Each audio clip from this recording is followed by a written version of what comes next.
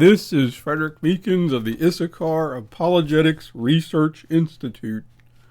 The particular danger of the heretic or apostate that insists upon holding to religious orthodoxy in name only is that so much of their message and ministry is aimed at only telling half the story for the purposes of manipulation. For example, regarding the issue of immigration, emergent church theologian Brian McLaren is quoted as saying, "A lot of people don't realize that the Bible is a book about immigration. Abraham was an immigrant. Moses was a refugee.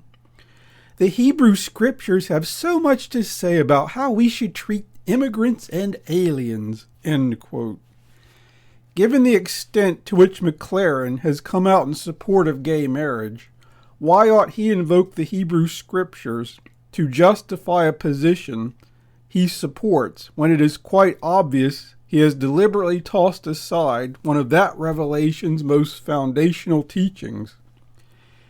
If we as 21st century believers are to uphold the so-called Hebrew scriptures and the cultural milieu flowing from that body of teaching as the ideal to which our own society ought to aspire, perhaps we ought to consider and implement as a totality how the ancient Israelites approached, to borrow a term popular in the sort of postmodern circles those like McLaren love to wallow in, the other.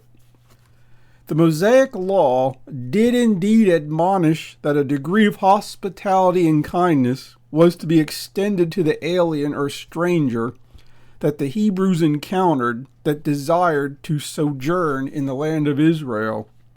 McLaren insists so much of Jesus' ministry is defined by his reluctance to play along with the nativist urges of his day. End quote.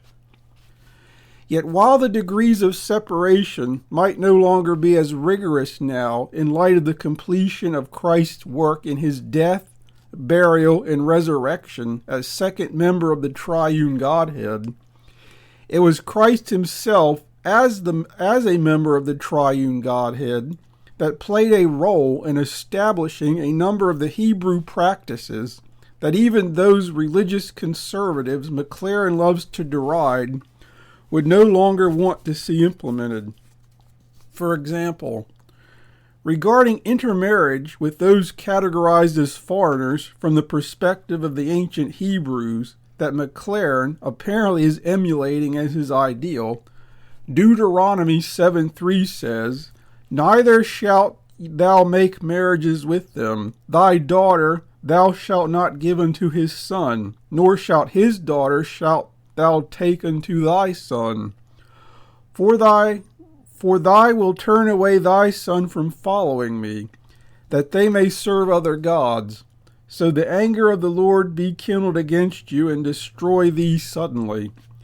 And of these foreigners that came to dwell in Israelite territory, they might have been bestowed a degree of hospitality not known in other cultures of the time. However, it is doubtful that, if the letter of the Mosaic Law had been adhered to, these strangers would have been allowed to continue in their explicitly pagan practices, or that the Israelites would have ended up flagellating themselves for existing as a distinct people with their own unique culture and set of customs. If anything, those wanting to dwell amongst Israel were often required to go through specific rituals to explicitly verify, one might call this a process of extreme vetting, that they were in essence without reservation in renouncing their former way of life. For example, Deuteronomy 21:11 through 14 elaborates that of women captured during a war, if an Israelite man wished to marry one of these, he was to shave her head, cut her nails, and she was to mourn her family for a month before she could be taken as his wife. Liberals will snap how that seems exceedingly harsh by 21st century standards, as to border on rape or sexual assault? Probably so, but in this instance, it is not up to Brian McLaren to explain. Is it not up to Brian McLaren to explain why he wants to uphold Mosaic law as the ideal upon which to base U.S. immigration policy? Regarding the literary approach taken in the text, Scripture is believed to teach as much by historical example as by explicit didactic commands. If so, even though Scripture counsels compassion towards the stranger, it also warns of the dire consequences that result when this is not done from the standpoint of the strength of adhering for morally superior convictions, but from a spirit of amalgamative compromise where one God is seen as no different than any other God in the rush for nothing more than a romp in the sack. Samson's decline can be directly traced to his attraction bordering on the pathological to Philistine women. Despite serving as the conduit through which numerous warnings promulgated in the book of Proverbs regarding a variety of strange women, King Solomon himself veered from the path of righteousness in order to placate his numerous heathen brides.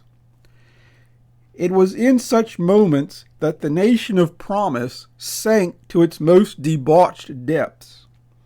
It is doubtful that Ruth celebrated Moabite History Month, or did so by demanding that Boaz articulated how wretched he felt for being a Hebrew. Likewise, it is doubtful Rahab insisted that she be referred to as a Canaanite Hebrew, and that in her presence, events such as the Battle of Jericho were to be recalled only with a downcast face of regret. God does indeed want Christians to be a beacon of hope in a fallen, troubled, and perishing world. However, He does not necessarily require us to forsake common sense to the point where we as individuals and as a distinct world people imperil our own prosperity and very survival in order to do so. This is Frederick Meekins.